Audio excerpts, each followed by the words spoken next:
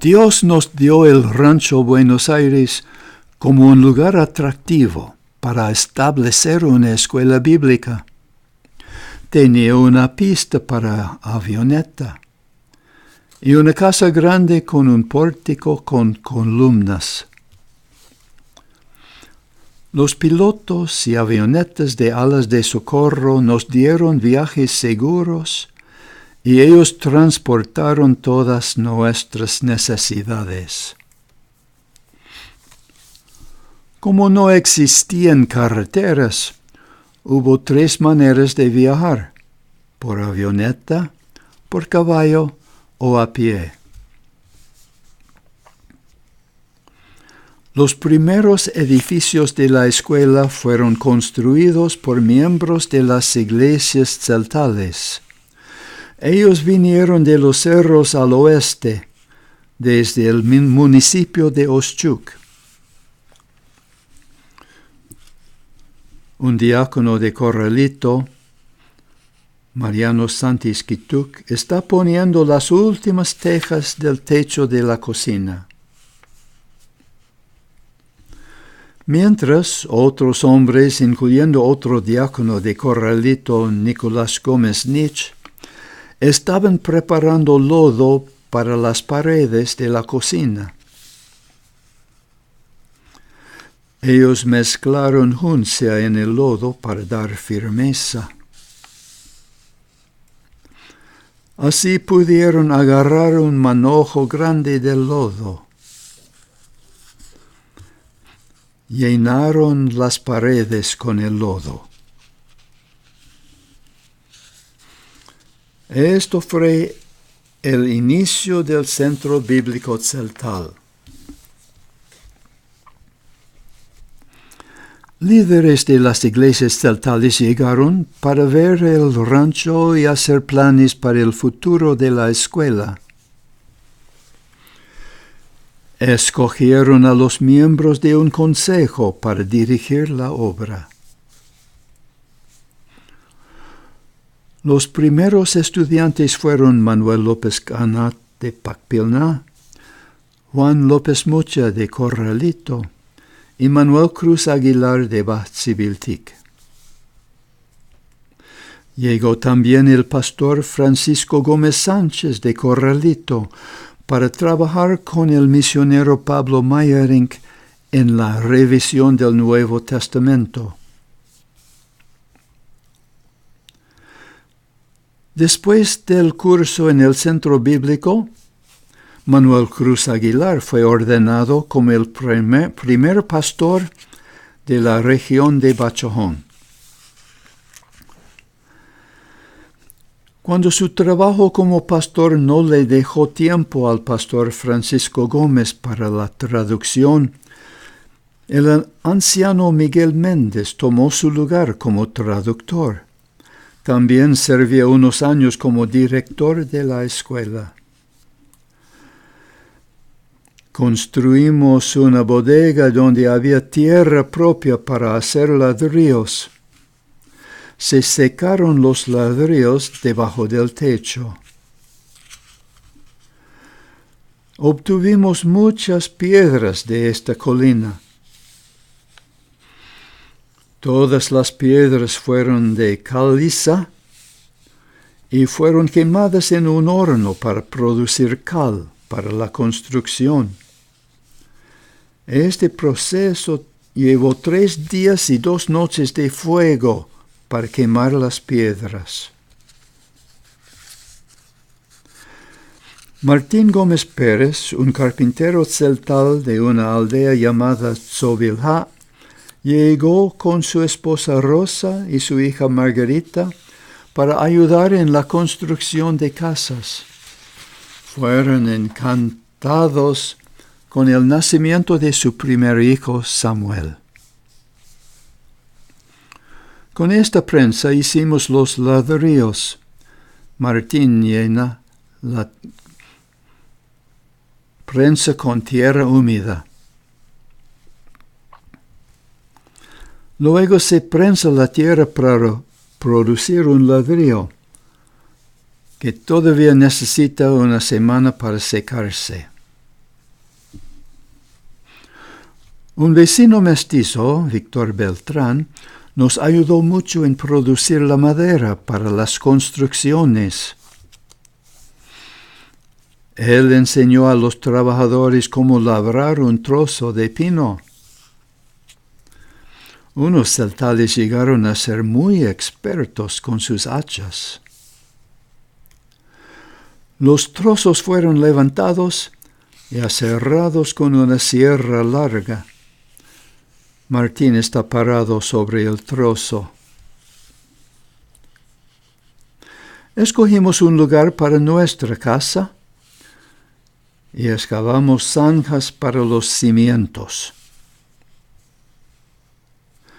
Primero construimos una bodega para guardar los ladrillos. Juntamos piedras para los cimientos, arena del río, cal del horno. Dios había escogido un lugar que tenía todas las materias necesarias para la construcción de los edificios. Aprendimos cómo poner las vigas. Colgamos canales debajo de las láminas del techo para llenar un tanque con la lluvia, dándonos agua en la cocina. Después de 6 años en Chiapas, mi esposa Elena estaba muy contenta con nuestra casa. Sembramos copa de oro al lado de la casa, en que vivimos contentos durante 22 años. Fue un día especial cuando llegó un avión grande, lleno con 3 toneladas de carga, incluyendo cosas que habíamos traído desde los Estados Unidos. El capitán Ortega aterrizó perfectamente en la pista.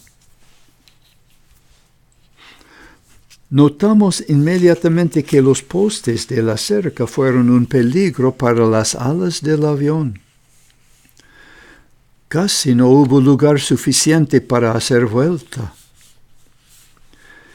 Incluido en la carga fue un refrigerador y lámina de aluminio para el techo de los edificios. Salió bien el avión sin tocar los postes. Este Willys Jeep antiguo y su carreta fueron muy útiles. Como ya no habían vacas en el rancho, había abundante zacate para los techos de las casas. Los manojos de zacate fueron tirados arriba y fueron amarrados con alambre. Tablillas de pino fueron rajadas con hachas y recortadas con machetes. Se necesitaba mucha madera para la construcción. Casas para una docena de familias fueron construidas, cada una con una cocina con techo de teja. 10 años después, estas casas fueron reemplazadas con casas más adecuadas, usando postes de cemento en lugar de postes de madera. Recibimos ayuda de estos jóvenes de un colegio en Michigan. También Stephen Long nos ayudó unos meses. Las casas nuevas tenían cocinas más amplias y dormitorios con techo de lámina de aluminio y con pisos de cemento. Escogimos un sitio entre los pinos para la construcción de un templo, con aulas para la escuela bíblica. Unos de los árboles nos proveyeron madera para la construcción. En una cañada encontramos árboles altos que proveyeron las vigas del templo. Costó trabajo duro llevando las vigas del lugar. Los cargadores llegaron al lugar donde el jeep pudo llevarlas hasta el sitio. Nuestro carpintero Martín Gómez preparó las vigas.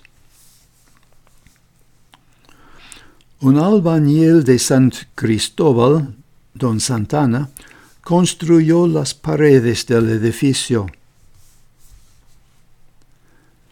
Desde la casa grande del rancho había esta vista bonita del templo, la casa de un maestro y unas casas para los estudiantes.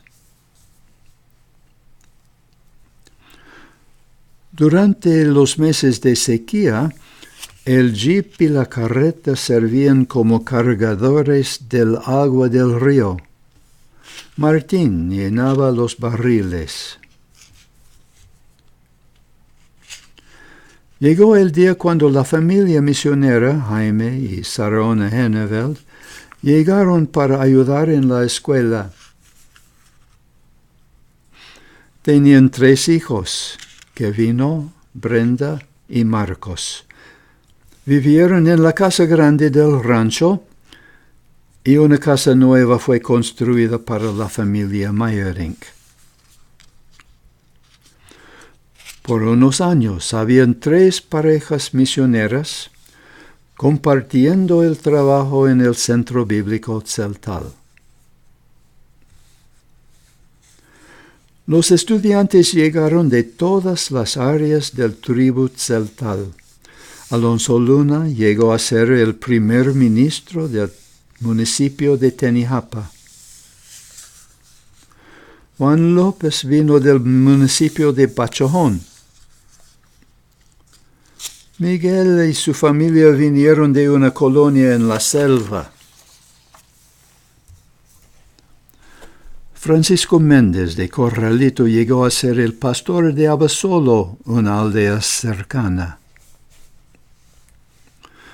Martín Hernández llegó a ser el pastor de San Quintín en la selva y un año servía como director de la escuela. Él está llamando a los estudiantes con un silbato. Estudiante Santiago Moreno dirigía un culto. Estoy enseñando una clase en historia usando un mapa del mundo. Cuando la familia Henneveld tuvo que regresar a los Estados Unidos por la enfermedad de Jaime, Pablo Feliciano de Yaxoquintelja llegó para enseñar clases en la escuela. Mi esposa Elena enseñaba mecanografía. También habían clases de estudios bíblicos para las esposas y niños de los estudiantes, usando franelógrafo. Habían clases también para los niños de los estudiantes y nuestra hija Lisa. Habían clases en bordadura para las mujeres. Dorotea Meyerink les enseñaba una clase de coser. También aprendieron cómo coser con máquina. Les gustó mucho esta oportunidad de aprender cómo hacer ropa bien y rápidamente para la familia. Aprendieron de Elena cómo hacer muñecas para sus niños. Este niño tiene 2 muñecas y una muñeca viva. En una visita, mi hermana Perla les enseñó cómo hacer ropa bonita para sus niños chicos. Al fin del curso, las esposas de los estudiantes mostraron lo que habían hecho.